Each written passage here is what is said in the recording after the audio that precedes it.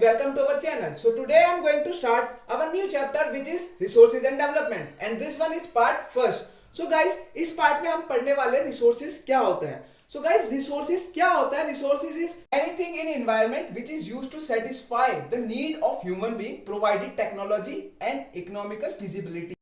So guys, इसमें ये लिखा है कि भाई हर वो चीज जो एनवायरनमेंट में अवेलेबल है, किसकी नीड को सेटिस्फाई करने की, ह्यूमन बीइंग की नीड को सेटिस्फाई करने के लिए हर वो चीज जो एनवायरनमेंट में अवेलेबल है उसे हम रिसोर्सेज कहेंगे. लेकिन इसमें भी एक चीज है कि हमारे पास वो टेक्नोलॉजी होनी चाहिए उस नीड को सेटिस्फाई करने के लिए, और इकोनॉमिकली फिजिबल होना चाहिए, यानी कि हमारे पास उतनी आमदनी भी होनी चाहिए, पैसा भी होना चाहिए उस रिसोर्सेज को यूजफुल रिसोर्सेज बनाने के लिए. सो गाइस, उसी चीज को मैं आपको एक डायग्राम के थ्रू समझाता हूं. ये triangle of resources. So guys, इसके अंदर जो है मेन किंग कौन है? ह्यूमन बीइंग है. ह्यूमन बीइंग क्यों? देखो यहाँ पे लिखा है फिजिकल एनवायरनमेंट यानी कि नेचर. वो नेचर क्या होता है? Nature as a free gift of environment होता है. सो गाइस, वो ह्यूमन बीइंग है. वो ह्यूमन बीइंग नेचर से कुछ भी ले सकता है अपनी नीड को सेटिस्फाई करने के लिए, रिसोर्सेज को सेटिस्फाई करने के लिए वो कुछ भी ले सकता है नेचर से. अब गाइस, वो नेचर से लेगा, लेकिन अगर उसके पास उस चीज टाइप की टेक्नोलॉजी नहीं होगी तो वो क्या करेगा? तो सो गाइस, जो उसने रिसोर्स लिया है एनवायरनमेंट से, उसके लिए एक ऐसी टेक्नोलॉजी बनाएगा जिसकी वजह से वो उस रिसोर्स को वो अपने फ्रूटफुल मैनर में यूज कर सके. अब गाइस, अब ये टेक्नोलॉजी बनाएगा, ये सब उसको कन्वर्ट करेगा यूजफुल मैनर में यूज करने के लिए, तो वो सब करेगा कहाँ? वो उसके लिए एक इंस्टीट्यूशन बनाएगा जिधर ये सारा प्रोसेस होगा. लाइक जैसे आप देख लो, वाटर है, वाटर ले लेते हैं एग्जांपल. सो गाइस, हमें नेचर से वाटर मिलता है, लेकिन वो जो वाटर होता है इम्प्योर होता है, यानी कि साफ नहीं होता. सो गाइस, वो ह्यूमन बीइंग उसको एक ऐसी टेक्नोलॉजी बनाएगा उस वाटर के लिए. आपने जैसे देखा होगा, कौन सी टेक्नोलॉजी? आरओ. ये सारे बड़े बड़े, जैसे ये तो हमारे घर में लगे होते हैं आरओ ये सब, लेकिन इसका लिए एक बड़ा प्लांट लगता है ताकि जो फ्रेश वाटर है हमारे तक आ सके. तो वो कौन सी लगाएगा टेक्नोलॉजी? आरओ की, जिससे कि जो ये डर्टी वाटर है वो मिनरल होके साफ यूजफुल मैनर में यूज हो सके, यानी कि ड्रिंकिंग वाटर बन सके. अब गाइस, इस टेक्नोलॉजी को बनाएगा वो है, वाटर कलेक्ट करेगा, तो उसे रखेगा कहाँ? वो उस चीज को सेटअप करेगा. वो सेटअप करने के लिए वो क्या बनाएगा? एक इंस्टीट्यूशन बनाएगा. ठीक है, इंस्टीट्यूशन उसने बना लिया. अब वो अकेला तो काम करेगा नहीं ह्यूमन बीइंग, तो वो क्या करेगा? वो एम्प्लॉयमेंट जनरेट करेगा, और जिसकी वजह से बहुत सारे लोगों को एम्प्लॉयमेंट मिलेगी, और इससे क्या होगा? हमारी इकोनॉमिक डेवलपमेंट होगी, हमारी जीडीपी बढ़ेगी. इसी सब को क्या कहते हैं? हम रिसोर्सेज कहते हैं. रिसोर्सेज आपको पता ही चल गया होगा. रिसोर्सेज क्या होते हैं? जो हमारी नीड को सेटिस्फाई करे, लेकिन हमारी टेक्नोलॉजी और इकोनॉमिकल फिजिबल होना चाहिए. और हम इसके लिए इंस्टीट्यूशन खोलते हैं, और रिसोर्सेज के कारण हमारी इकोनॉमिक जो है डेवलप हो पाती है. उसका रिसोर्सेज का भी एक इंपॉर्टेंट रोल होता है हमारी इकोनॉमिक को डेवलप करने के अंदर. सो गाइस, अब हम पढ़ रहे हैं कैटेगरीज ऑफ रिसोर्सेज, यानी कि रिसोर्स जो है वो 4 कैटेगरीज में डिवाइडेड है. सो गाइस, पहला है on the basis of origin, कि हमारे पास रिसोर्सेज कहां से आते हैं. पहली कैटेगरी ये है. दूसरी कैटेगरी है on the basis of exhaustibility, यानी कि उसका कितना टाइम लगेगा, वो खत्म हो रहा है या नहीं. दूसरी कैटेगरी ये है. तीसरी कैटेगरी है on the basis of ownership, कि उस रिसोर्स का ओनर कौन है. चौथी कैटेगरी है डेवलपमेंट स्टेटस, कि भाई क्या डेवलप हो रही है रिसोर्स जो हमारे पास है या नहीं.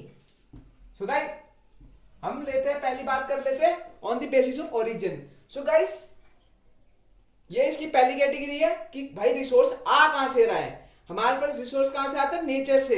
अब ये भी जो ओरिजिन जो है 2 पार्ट्स में बटा हुआ है, यानी कि इसके भी सब पार्ट्स है. कौन सा है? बायोटिक और एबायोटिक. गाइस, बायोटिक वो होता है जो हमें नेचुरली हमें मिलता है, जो नेचर से हमें जो रिसोर्स अपने आप मिलते हैं उसे हम बोलते हैं बायोटिक. इसका मेन फीचर ये होता है कि ये जो मिलते हैं वो सारे क्या होते हैं? लिविंग क्रिएचर्स, यानी कि लिविंग ऑर्गेनिजम्स होते हैं. सो गाइस, इसके थोड़े से एग्जांपल लेते हैं, जैसे फ्लोरा, फोना, fisheries, life stocks. So guys, आपको पता ही होगा लाइफ स्टॉक क्या होता है. जो भेड़ बकरी चालन जो करते हैं ना, उसे हम लाइफ स्टॉक बोलते हैं. सो गाइस, ये हो गया बायोटिक रिसोर्स. ये हमको कहां से मिलता है? ये लिविंग ऑर्गेनिजम्स की बात हो रही है कि हमें लिविंग ऑर्गेनिज्म में ये रिसोर्सेज मिलते हैं. सो गाइस, हम बात कर लेते हैं एबायोटिक. एबायोटिक इसका बिल्कुल अपोजिट होता है. ये भी हमें नेचर से मिलता है, लेकिन इसके अंदर क्या होते हैं? लिविंग क्रिएचर्स नहीं होते, यानी कि लिविंग ऑर्गेनिज्म नहीं होते. इसके अंदर क्या आते हैं? मिनरल्स आते हैं, ठीक है, रॉक आता है, मेटल्स आता है, ये सारे कहां से मिलते हैं? हमें नेचर से मिलते हैं, लेकिन इनके अंदर कोई जान नहीं होती। सो गाइस अब हम बात कर लेते हैं on the basis of exhaustibility, यानी कि इसकी सेकंड कैटेगरी। अब इसके अंदर एग्जॉस्टिबिलिटी की भाई इसको कितना टाइम लगेगा खत्म होने में या नहीं, कि भाई कितने टाइम तक सरवाइव कर पाएंगे या खत्म कब तक हो पाएंगे। तो ये भी क्या है, दो कैटेगरीज में डिवाइड है। पहला है रिन्यूएबल और नॉन रिन्यूएबल। सो गाइस पहले बात कर लेते हैं रिन्यूएबल रिसोर्स। सो गाइस जो रिन्यूएबल रिसोर्सेज होते हैं वो दोबारा रिप्रोड्यूस हो जाते हैं, यानी कि दोबारा बन जाते हैं, इनके खत्म होने का कोई टाइम नहीं होता, यानी कि एक तरीके से आप समझ ले खत्म नहीं होते, ये दोबारा से प्रोड्यूस होते हैं और ये अनलिमिटेड होते हैं। सो गाइस जैसे एग्जांपल ले लो सनलाइट और विंड का। अब एक बार आपने सनलाइट यूज कर ली, आपने एक बार सनलाइट ले ली भाई, सोलर पैनल में हमें चाहिए, एक बार सनलाइट ले ली भाई, अगले दिन खत्म थोड़ी होगी, अगले दिन दोबारा यूज कर लो उसे, क्योंकि भाई वो तो खत्म होगी नहीं, ठीक है। अब सो गाइस जैसे आपको पता है कि विंड कभी खत्म नहीं होती, विंड के अंदर क्या प्रेजेंट होता है? ऑक्सीजन प्रेजेंट होता है, और ऑक्सीजन किसके वजह से मिलती है? हमको प्लांट्स की वजह से मिलती है। सो गाइस जैसे आपको पता ही है प्लांट दिन पर दिन डिस्ट्रॉय होते जा रहे हैं, जिसकी वजह से ऑक्सीजन की कमी पड़ रही है। क्यों? क्योंकि प्लांट से हमें ऑक्सीजन देते हैं। So guys plant more trees. So guys अब दूसरी सब पार्ट में जाते हैं non renewable resources. Non renewable resources कौन से रिसोर्सेज होते हैं? वो रिसोर्सेज होते हैं जो एक बार खत्म हो जाए तो फिर वो दोबारा से रिन्यू नहीं हो सकते, वो दोबारा से प्रोड्यूस नहीं हो सकते। होते तो है लेकिन क्या होता है उसमें बहुत ज्यादा टाइम लगता है, बहुत मिलियंस ट्रिलियंस टाइम लगता है। अब गाइस इसके एग्जांपल ले लेते हैं कोल, पेट्रोल। पहले लेते हैं कोल। अब कोल को हम दोबारा यूज नहीं कर सकते ना सनलाइट की तरह की एक बार हमने इस्तेमाल कर ली तो कल भी इस्तेमाल कर लेंगे। कोल क्या, हम कोल को हम जलाते हैं, आग वगैरह जलाने के लिए हम इस्तेमाल करते हैं, वो एक बार ऐश बन जाती है तो उसके बाद उसका कोई यूज नहीं होता, ठीक है। तो कोल क्या हो गया? नॉन रिन्यूएबल रिसोर्सेज हो गया। अब बात कर लेते हैं पेट्रोल। पेट्रोल, अब हम पेट्रोल का यूज करते हैं गाड़ी चलाने में, एक बार पेट्रोल खत्म हो जाता है तो हम क्या करते हैं? तो हम जाके दोबारा भरवा लेते हैं, लेकिन एक टाइम पे भाई आपने उसको नोटिस नहीं करा होगा कि पेट्रोल है उसको बनने में बहुत ज्यादा टाइम लगता है, मिलियन ट्रिलियन ईयर चलते हैं, और जो सारे फॉसिल फ्यूल्स है वो सारे किसके अंदर आते हैं? नॉन रिन्यूएबल रिसोर्सेज के अंदर आते हैं। और गाइस ये जो पेट्रोल है, ये सारे जितने भी फॉसिल फ्यूल है, ये हमारे एनवायरमेंट को हार्म भी करते हैं। सो गाइस अब हम बढ़ते हैं थर्ड कैटेगरी के ऊपर, which is on the basis of ownership, की उस रिसोर्स का ऑनर कौन है। अब गाइस इसके अंदर भी तीन कैटेगरीज है, यानी कि सब टॉपिक में बटा हुआ है। पहला है इंडिविजुअल, दूसरा है नेशनल, तीसरा है इंटरनेशनल। सो गाइस इंडिविजुअल की बात करें कि ऑनरशिप में, कि भाई इंडिविजुअल वो है जिसके पास एक लैंड है, ठीक है, जैसे उसके पास एक प्राइवेट प्रॉपर्टी है, यानी कि लैंड ले लो, उसके अंदर आपको उसका जो कोई भी रिसोर्सेस उसको मिलेगा वो उसका होगा, ठीक है। जैसे अगर उसे कोई भी माइन मिल गई कोयल की तो वो उसकी होगी, क्योंकि उसने वो लैंड खरीद रखी है, ठीक है गाइस। अब हम बात कर लेते हैं नेशनल वो होती है जो पूरे नेशन उसका यूज कर सकते हैं, यानी कि वो गवर्नमेंट के अंडर आती है। सो गाइस जैसे विलेज पॉइंट है वो किसका है? गवर्नमेंट का, और गवर्नमेंट क्या चलाती है? हमारा नेशन चलाती है। सो गाइस इसके अंदर जो है कोई भी इंडिविजुअल पर्सन का कोई भी रिसोर्स नहीं कहलाया जाएगा। ये किसका रिसोर्स कहलाया जाएगा? एक पर्सन का रिसोर्स, एक गवर्नमेंट का रिसोर्स कहलाया जाएगा, जो कि सारी पब्लिक एलिजिबल है उस चीज को यूज करने के लिए। जैसे पब्लिक पार्क्स हो गए, पब्लिक पार्क में कोई इंडिविजुअल थोड़ी कि भाई ये मेरा पार्क है तो तू नहीं आ सकता, इसके अंदर सब इंक्लूड होते, सारे आते हैं। सो गाइस अब हम बात कर लेते हैं इंटरनेशनल किसके रिसोर्स। अब हम रिसोर्स के बारे में बात कर रहे हैं कि भाई किसका, कौन है इस रिसोर्स का ऑनर।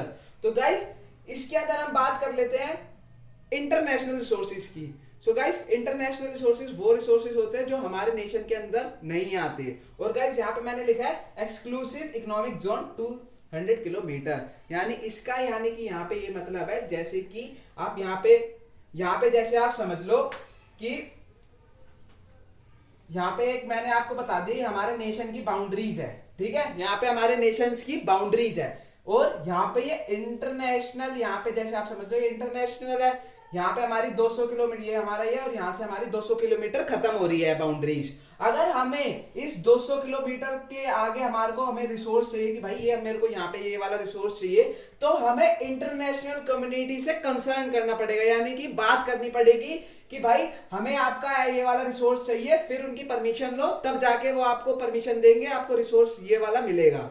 सो गाइस ये होता है international ownership of the resources. So guys अब हम आप फोर्थ कैटेगरी की तरफ बढ़ रहे हैं, डेवलपमेंट स्टेटस की। भाई तरक्की का स्टेटस क्या है, इसके अंदर भी दो कैटेगरीज है, पोटेंशियल और डेवलपमेंट। सो गाइस पहले हम बात कर लेते हैं पोटेंशियल। सो गाइस पोटेंशियल क्या है भाई, कितनी कैपेसिटी है उस चीज की, उस रिसोर्स की कितनी कैपेसिटी है, वहां पे कितना ज्यादा वो रिसोर्स अवेलेबल है। सो गाइस बात कर लेते हैं सन। सो गाइस जैसे सनलाइट है वो कहाँ सबसे ज्यादा पाई जाती है, सबसे ज्यादा राजस्थान में उसकी पोटेंशियल है कि सबसे ज्यादा रिसोर्सेज कहाँ पे अवेलेबल है, सनलाइट का, राजस्थान के अंदर। अब भाई हमारे पास वो चीज है, सनलाइट है, वहां पे भाई बहुत तगड़ी सनलाइट मिलती है। अब भाई उसे जब तक डेवलप नहीं करेंगे उस रिसोर्स को, तो हमारे पास कुछ ही कोई इफेक्ट नहीं आएगा, हमारे कोई इकोनॉमिक में डेवलपमेंट नहीं होगी। तो उसे हमें डेवलप करना पड़ता है सनलाइट को। कैसे डेवलप करेंगे, उसका फ्रूटफुल मैनर में यूज करके।